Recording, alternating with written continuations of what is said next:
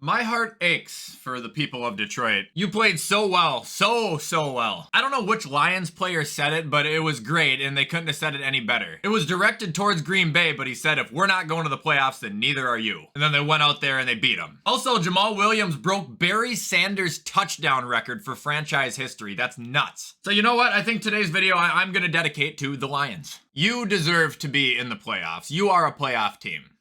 Anyway, what is going on, guys? Welcome back to another video, and welcome to my Week 18 NFL reactions. This is going to be the last reaction video of the year. Well, I shouldn't say that because we'll definitely be reacting to the playoffs, but this is the last one of the regular season. You know, this is kind of a big deal. Couple of quick things before we hop into the video. One, head over to gfuel.com, use code WyattzWorld, save yourself a discount on any G Fuel products. And two, if you're 18 years or older, you can head over to Prize Picks, the daily fantasy app, where code WyattzWorld will match up to $100 of your first deposit. But remember, guys, always play responsibly, and let's get into the video.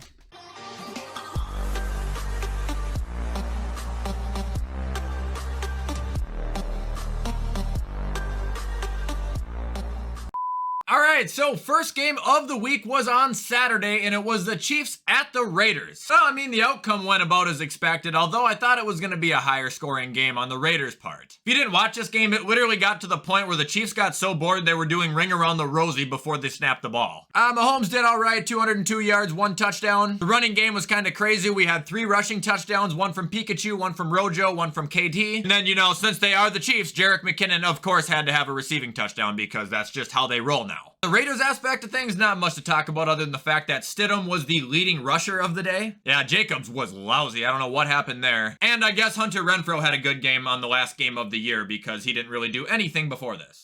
All right, moving on to the next game. It is the Titans at the Jags, and thank God the Titans are going home. I'm sorry, guys, but see you later. See you next year. Good night. We'll look at the Titans first here. Josh Dobbs did okay, other than the fact that his interception was terrible and basically cost him the game. Derrick Henry had 30 carries for 109 yards, and as wild as this sounds, the Jags actually did a pretty good job containing him. Receivers didn't hardly do anything. The leader is a guy I've never heard of before, and the leading scorer of Tennessee on the day was, in fact, Randy Bullock, their kicker, with 10 points. Not the biggest bang to end the season on there, guys, but could have been worse. Anyway, looking at Jacksonville, they actually had a really weird day too. Their kicker was responsible for 8 of their points, so that's very present because they needed all 8 of them. And their offense was actually kind of just dead. I mean, Trevor did okay, 20 for 32, 212 and a touchdown, but their rushing was absent as hell. Nobody got even 2.5 yards a carry on the whole day, and as far as their receiving goes, Christian Kirk had 6 for 99 and a touchdown, but other than that, nobody else had over 29. So it was a good game by Jacksonville. I'm happy they won, but you guys got to get that offense rolling in the playoffs, otherwise you're going to get bounced out.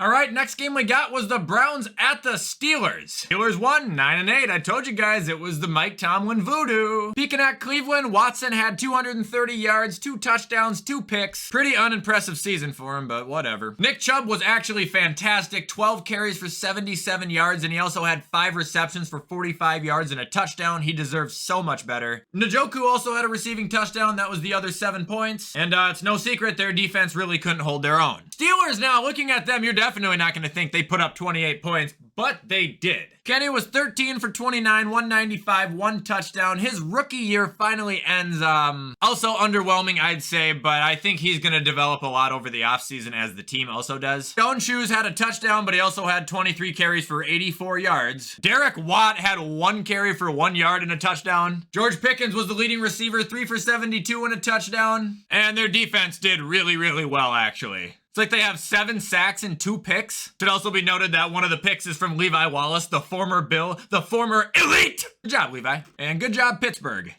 All right, next game we have is the Ravens at the Bengals, and I didn't even know that Tyler Huntley wasn't playing. It was Anthony Brown, but judging by the looks of it, Anthony Brown's never gonna play again, so. I mean, jeepers, man, 19 for 44, 286 yards, 0 touchdowns, 2 picks. I mean, if you guys don't get Lamar in the playoffs, you might as well just not show up. All right, now looking at Cincinnati, Joe Burrow actually also had 42 pass attempts, only connecting on 25 of them, but he does have a touchdown. He didn't turn the ball over, so that's miles better than Anthony whoever the hell. The rushing game was actually pretty absent. I saw that Roquan Smith had like 16 tackles, and that would make sense why Joe Mixon couldn't have more than 3 yards a carry. Jamar Chase went 8 for 86 and a touchdown. Tyler Boyd went 5 for 51. Joe Mixon went 5 for 41. I'd like to compliment the Bengals defense, but they were playing somebody who didn't have eyesight, so congrats guys, you'll probably get to play him again in a couple days. All right, next game we got was the Vikings at the Bears, and I thought this was going to be a lot closer, but I also thought Justin Fields was going to play, and it wasn't. It was Nathan Peterman, another former elite from Buffalo. The Vikings actually ended the regular season on a very, very high note, I'd say. Kirk Cousins went 17 for 20 on the road, 225 and a touchdown. Alexander Mattison had 10 carries for 54 yards and 2 touchdowns. Cook only had 11. I'm not going to lie, I was watching the Bills. I'm not sure what went on here. Maybe they're trying to protect Delvin. And the receivers are kind of crazy because it's really unexpected. KJ Osborne led with 5 receptions for 117 yards, but then it went down to Jalen Naylor at 4 for 62, and then the fullback CJ Ham at 4 for 47. And then finally Justin Jefferson at 4 for 38. He had a slow day. He didn't hit 2K this year either. It's sad. I mean, honestly, there's really nothing to look at here on Chicago. Cole Kmet did okay, 4 for 57 and a touchdown, but other than that, nobody did shit. It should be noted, though, that the Bears do have the #1 pick in the draft, and we'll get to that game later that got them that pick, but it's insane, man. I think the Bears are going to be really good next year.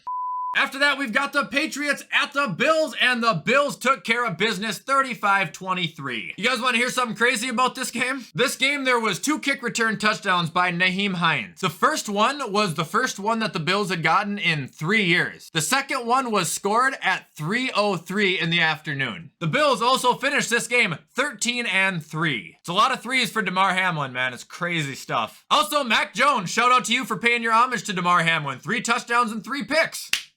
No, in all sincerity, I think Mac Jones played pretty well. I think the actual whole Patriots team played pretty well. Devontae Parker played really well. Their run game was pretty silent. Not that they weren't productive. They just didn't have a lot of opportunity. But I tried stating it, guys. There was no way that anybody was going to beat the Bills this week. It was just not humanly possible. Looking at the Bills now, Josh Allen went 19 for 31, 3 passing touchdowns, 1 pick, and 254 yards. Receiving was kind of odd for Buffalo. Diggs had 7 for 104 and a touchdown, which was great to see, but other than that, it was just kind of 1 to you, 1 to you, 1 to you, 1 to you. But it should be pointed out that the 1 to John Brown was a missile of a touchdown, and it was amazing, and John Brown, welcome back, man. The boys handled business like I predicted, and now it's on to Miami for round 3.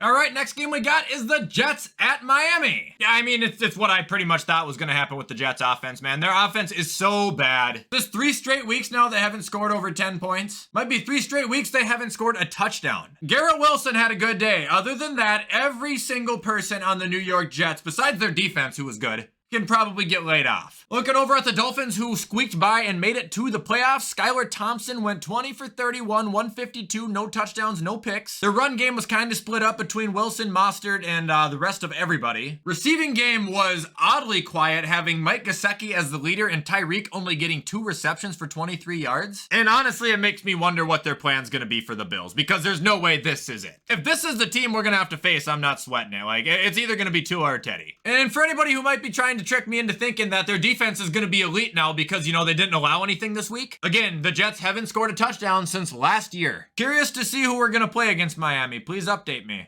Next game we got was the Bucs at the Falcons, and yes, hell froze over because the Falcons beat Tom Brady, although I don't think they really beat Tom Brady. I did not watch this game, but judging by the box score here, I'm going to assume Tom Brady played a quarter, maybe a half, and then got benched to rest because they're locked into the playoffs regardless. Another heavy indicator that they were resting is I don't see Mike Evans on here. I also don't see Leonard Fournette on here. Now, that could be because he just decided to stay home and eat Burger King, but I'm going to assume the Bucs were resting and that's why they lost this game. We'll look at the Falcons super quick though, who ended the year 7-10. Desmond Ridder had 2 passing touchdowns, no picks still, and completed 19 out of 30 passes. By far his best game. Algier also had a dominant performance, 24 carries for 135 yards. And it doesn't stop there. We also have Drake London getting 6 receptions for 120 yards. Pretty good day by this Falcons offense, man. I still do think, though, this offseason they need to pursue a quarterback and keep Desmond Ridder. He clearly has potential, but he just needs another year of learning. All right, moving on to the next game, we have the Panthers at the Saints, and this game there is literally almost nothing to talk about. Sam Darnold's back, 5 for 15, 43 yards and 2 picks. Great, I'm glad I said I was sorry to Sam. That's what happens. Their run game had about 75 carries, couldn't come up with a touchdown. Their receivers didn't have a touchdown either. I don't even know how they got it. What was it, defensive? Had to have been. And we want to look at the Saints. Andy Dalton didn't really do that great either. He went 15 for 25, 171 yards, 1 touchdown. Kamara had a good day, 107 yards on the ground, but outside of him and Chris Olave, who had a touchdown, they were locked up by Carolina's defense. I mean, if Rashid Shaheed is held to under 50 yards of reception, you know you were locked up. Honey Badger had a pick, Daniel Sorensen had a pick. This game sucked. Let's move to the next one. And for some reason, this is 10 times better. We had the Texans at the Colts. Wow, this is the game that got the Bears the #1 pick. The Texans beat the Colts by a point and finished 3-13-1. To dig in here quick at this one, Davis Mills had almost 300 passing yards, 3 touchdowns and 2 picks. Way to go out, Davis. Brandon Cooks did have a good game to end the season, though. 5 receptions, 106 yards and a touchdown. Jordan Akins had 4 receptions for 70 yards, 2 touchdowns. Tegan Something had 83 yards. That's nice. And we don't have to look at their defense because, as you could probably tell by the score, they didn't do anything. Looking at how the Colts ended the season, the only really notable performance I see is from Zach Moss, who had 18 carries, 114 yards, and a touchdown. Ellinger completed 23 out of 35 passes, 209 yards, 2 touchdowns, 2 picks. Could have been worse for him. And the receivers were kind of split up between everybody. Not a great way to end the year for the Colts, but I think they have the #5 pick, and if your defense is healthy, guys, I think it's still top 10. Like, your team isn't far off, but you're gonna need to have a good offseason for your offense. All right, moving on to the next game, we had the Cardinals at the 49ers, and I told you so. Literally said this game was going to be a lot to a little, although I did notice 2 things on the Cardinals that I would like to talk about super quick. 1, AJ Green had 3 receptions for 91 yards and 1 touchdown. That is very likely the last time we will ever see AJ Green have a game like that. And also, JJ Watt had 2 sacks. That is the last time we'll ever see JJ Watt do that because he is retiring after this game, and I do believe JJ Watt. A lot of guys I'll call BS on when they say they're retiring, but JJ Watt, I don't think we'll see play again. And JJ, honestly, I'm happy for you, man. You had a great career. Now, checking out the 49ers, Brock Purdy was surgical, 15 for 20, 178 yards, 3 touchdowns. Run game looks like it was divided up amongst their entire team, which is odd, but Elijah Mitchell had 2 rushing touchdowns on the day. McCaffrey had a receiving touchdown on the day. Their defense took turns holding back the Arizona quarterbacks and punching them in the face. This was a damn slaughter, and the 49ers are going to go to the Super Bowl. After that, we've got the Cowboys at the Commanders, and I'm being 100% serious right now. I'm not lying. Believe me if you want. Right now is news to me that the Cowboys lost this game. Okay, it looks like Dak struggled again. The run game really struggled. CD did okay, and their defense got kicked in the head. What the hell? Check out the Commanders. How did Sam Howell do? He did okay. Jarrett Patterson had 17 carries for 78 yards. Terry had a good day, 74 receiving yards, a touchdown. Dotson had a good day. Their defense completely annihilated Dallas. I'm sorry, guys, if this is like awkward. If I sound awkward, I'm genuinely stunned right now. I can't believe that this is real. I'm gonna watch highlights after this. I have to. All right, moving on to the next game. It was the Rams at the Seahawks, and Seattle, please don't take this offensive, but I really wish it was Detroit that was going to the playoffs. However, congratulations. As far as the Rams go, there's not really a lot to talk about this game, other than the fact that Cam Akers concluded his year with possibly one of the most prolific months of running back history. I mean, he was elite the last 5 games. Baker wasn't good, though. The receivers weren't that good. Jalen Ramsey was really good. He had 2 picks and a tackle that almost won LA the game. However, they shit the bed and they didn't win. Looking at Seattle's side of things, it's a little bit concerning with them if you're a fan because they didn't really look that well. Geno had 2 picks. Their receivers were pretty dead other than Lockett, but they did have Kenneth Walker at least to bully them down the field with 114 rushing yards, so that worked out in their favor. Should also be noted that the defense concluded the year with 5 sacks, and Quandre Diggs, of course, had another interception, man. He is a dog. Good luck in the playoffs, Seattle. I don't know how far you're gonna get. After that, we had the Eagles at the Giants, and this game we could actually kind of just skip over because the Giants were resting, so there's not a lot to really go over. The Eagles needed to win this game, so taking a look at them, we're gonna see their full squad. Jalen Hurts was 20 for 35, 0 touchdowns and a pick. That's a little weird. But with Jalen Hurts coming back to their offense, their run game is suddenly back alive. Crazy how that works. Like, even their running average just substantially boosts. Receivers went crazy. AJ had 4 for 95. Devontae had 7 for 67. Goddard had 6 for 46. Defense was a little shaky for a Giants team who wasn't trying. But they got the job done because, you know, Jake Elliott had 16 points as a kicker. So congrats on that, Jake. I hope you got the game ball.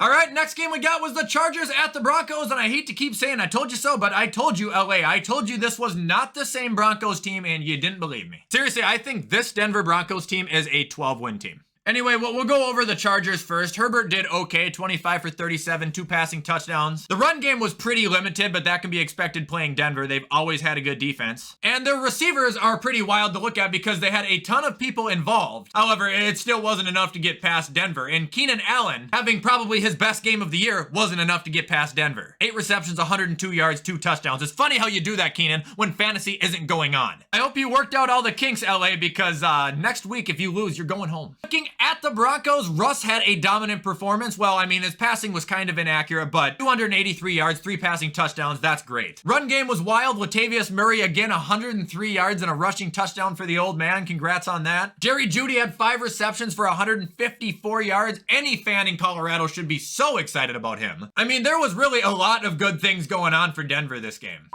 And finally, we got the Lions at the Packers. Lions, you didn't make the playoffs, but you did the next best thing you could. You sent those cheeseheads home. You swapped them. And Jamal Williams, the former Packer, was a physical force behind that. He was the physical force behind that. Man, screw you, Green Bay. Screw you! I don't feel bad. I don't feel bad about Rodgers walking off the field looking all sad, not giving his jersey to Jameson Williams because it's possibly his last game. Matter of fact, if this would not get taken down, I'd show you my ass right now. Bunch of cocky bastards. I don't need to go over anything about this. Nothing matters other than the fact that the Packers lost! Thank you, Detroit. All right, everybody, that is going to be all for my Week 18 NFL reactions. I hope you guys enjoyed this video. If you did, you already know what to do to show support. Comment, like, subscribe, turn that bell on. I do my best to post on this channel every single day. With everything I just said, I'm going to hop off and get this edited so you guys can watch it on time. Have a fantastic rest of your week. As always, I will see you in the next video.